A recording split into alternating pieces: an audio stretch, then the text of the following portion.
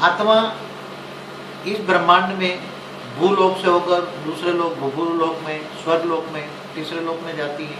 हर आत्मा जा सकती है? नहीं, आत्मा की अगर जिनके अंदर मोह माया नहीं है, ज्ञान है, तपस्या करती है, जाने के लिए तपस्या करना पड़ता है। कहते हैं ना स्वर्ग लोक में गया, तो तीसरा लोक है ना, भूलोक, भूगुरुलोक, स्वलोक। स्वलोक में जाने के लिए भी उसको तपस्या करनी पड़ती है, श्रेष्ठ कर्म करना पड़ता है। और जो लोग यहाँ से कर्म करके नहीं गए उनको क्या? वो तो पाताल लोक में जाते हैं ना। पाताल लोक में 84 लाख योनि में घूमते हैं, फिरते हैं, कुत्ते बिल्ली बनते हैं।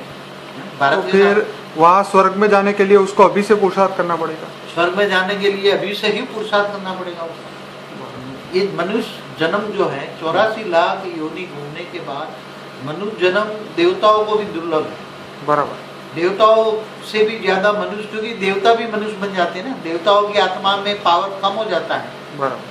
देवता भी जब अतीन्द्रिय सुख भोगते हैं तो उसके आत्मा में पावर कम हो जाती है, तब मनुष्य बन जाते हैं। बराबर। और मनुष्य फिर जब श्रेष्ठ कर्म करते हैं और उसको ज्ञान चाहिए, सबसे पहले नॉलेज।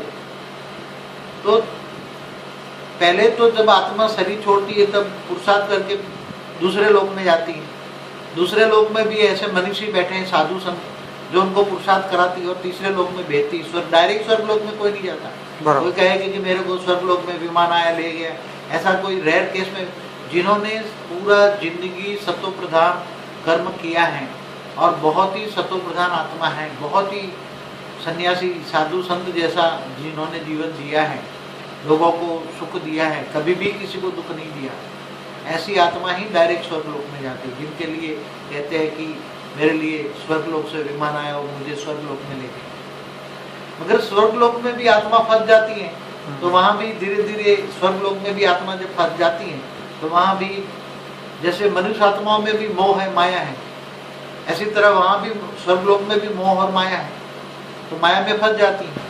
अगर कई आत्माएं जानती है मुझे स्वर्ग लोक की माया में नहीं फंसना है, तो तीसरे लोक से चौथे लोक में जाती हैं, स्वर्ग लोक से महालोक में जाती हैं, महालोक से भी जनलोक में जाती हैं, जनलोक से भी सत्यलोक में जाती हैं।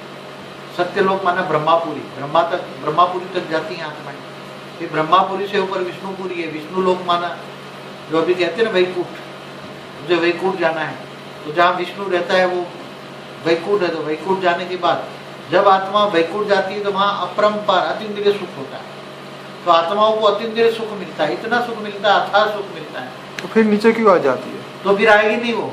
विष्णुपुरी में आत्मा जाने के बाद वो आत्मा नहीं आएगी, केवल ब्रह्मापुरी तक आत्मा जो है वो आती है, क्योंकि ब्रह्मापुरी तक माया है। ब्रह्मापुरी से ऊपर विष्णु, इसलिए तो कहते हैं ना वैकुंठ। वैकुंठ में जाने वाली आत्मा नीचे धरती पर वापस नहीं आएगी। फिर मगर वो बहुत सुख भोगती है तो बहुत सुख रोक लग जाता है, फिर उसको चाहिए शांति। सुख और शांति दोनों अलग है।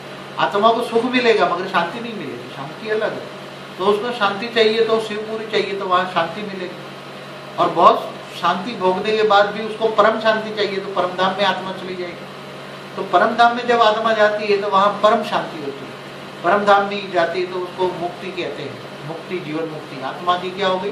मुक्ति हो गई, मुक्ति जीवन मुक्ति कहते हैं। और आत्मा जब परम धाम में जाती है तो वहाँ शिव लाइट स्वरूप में है, शिव निराकार, गॉड इज लाइट, निराकार है।